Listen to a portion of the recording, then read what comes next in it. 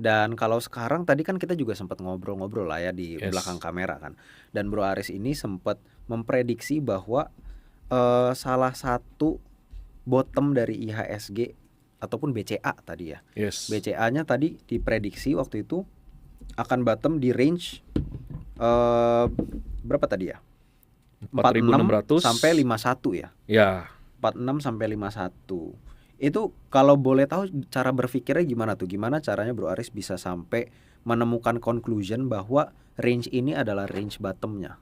ya, jadi mungkin nanti kita bisa tampilkan ya tanggal 29 Januari ketika waktu itu BCA di 7.200.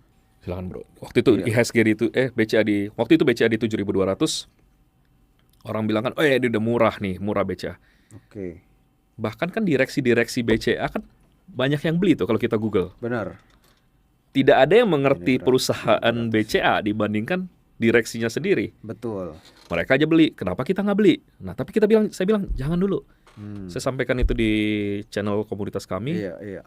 Ini mau turun dan tepat memang turunnya ke 4.600 sampai 5.100. 5.100. Nah, kemarin kejadian mantul sekitar kalau nggak salah 30% ya.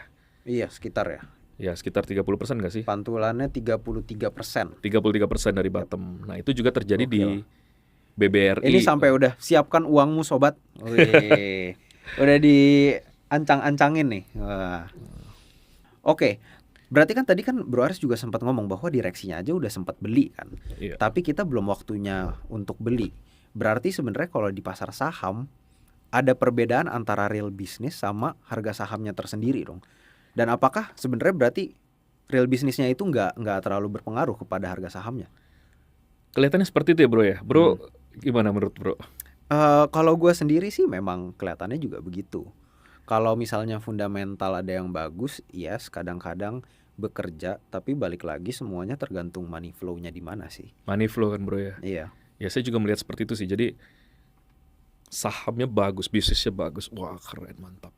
Tapi kok harga sahamnya terperosok begini gitu kan. Kita banyak lihat bank-bank besar ya yang ini kayaknya keren deh.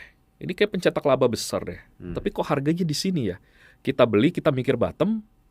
Mungkin kayak direksi BCA mikir ini bottom, malah lebih bottom lagi. Iya. Malah lebih bottom lagi. Ada lagi bottomnya. Betul. Nah, jadi di situ kita bisa menarik kesimpulan bahwa bisnis saham sama bisnis real korelasinya tidak selalu lurus.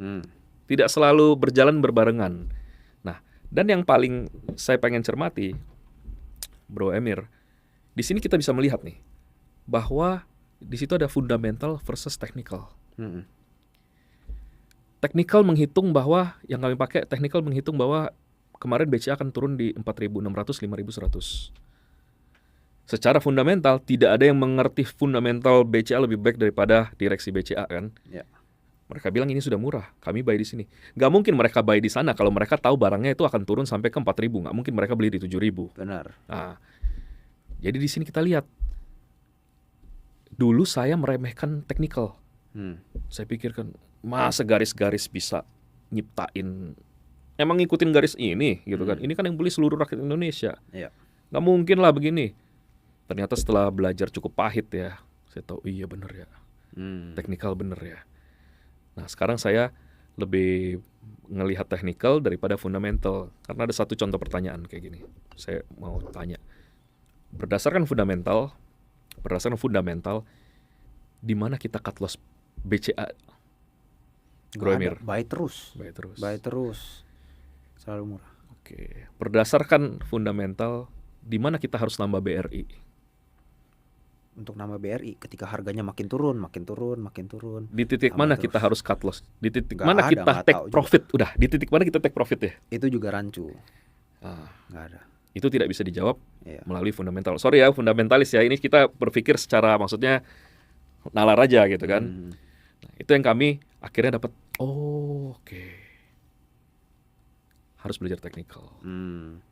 Tapi dalam konteks technical seperti ini ya, kan technical analysis itu sebuah ilmu yang banyak banget dipelajarin sama semua orang. Yes. Dan kalau semua orang ngelihat hal yang sama, apakah edge-nya jadi berkurang dari strategi tersebut? Jadi nggak terlalu bekerja gitu, karena semua orang kan mikirnya juga sama. Pasti nggak bakal berguna lagi ya. Hmm.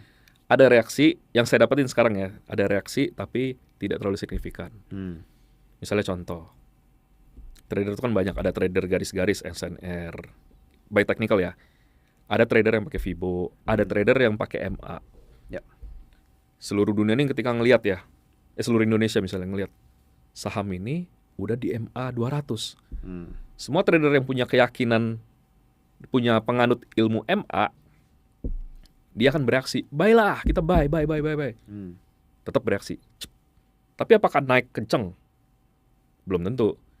Nah, ketika trader Fibo melihat yang sama, trader garis-garis melihat yang sama, terus poin satu ini, trader MA juga melihat, oh ini titiknya sini.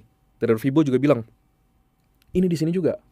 Trader garis-garis juga bilang, iya dia di sini nih, kita saatnya beli. Ketika itu confluence semua, mereka sama-sama beli, harga bereaksi. Hmm. Tapi harga bereaksi sama harga itu balik arah, itu bukan kuasa dari trader. Itu kuasa dari yang punya emiten, bro. Hmm. Kuasa dari owner gitu kan. Iya. Kuasa dari marketnya, market makernya lah. Betul. Nah itu yang saya dapetin. Saya dapat kesimpulan seperti itu. Oke.